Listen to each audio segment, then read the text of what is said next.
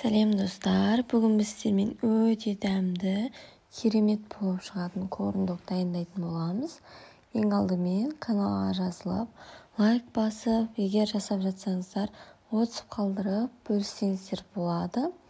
Бұл сіздер үшін 1-2 секундтық зат болса, біз үшін үлкен еңбек. Ал енді бастайтын боламыз. Ең алдымен біз осылай сосискаларымызды бөліп дайындап алып, осылай шпажқа тағатын боламыз.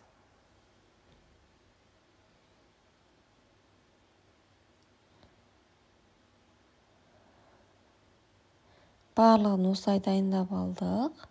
Білесіздер, бұл тағамды кәрістер қалай сүйіп жейтінін. Сондықтан жасап көріңіздер. 2 жұмыртқаның сарысына кішкене тұз қосып, араластыратын боламыз.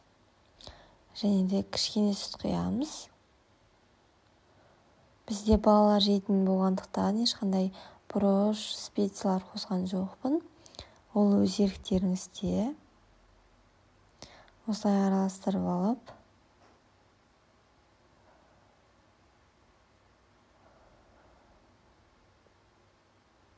үстінен ұн салатын боламыз.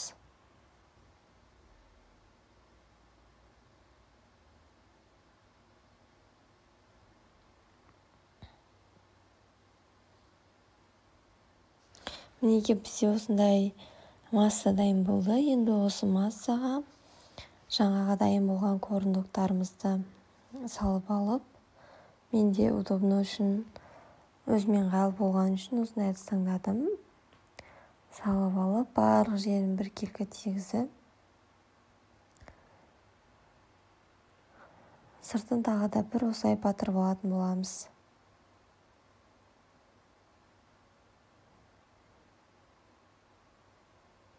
Барлығын осылай бірден дайындалып алып, қуыратын боламыз қызып тұрған майда.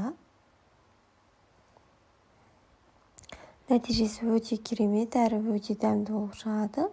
Сондықтан да міндетті түрде жасап көріңіздер.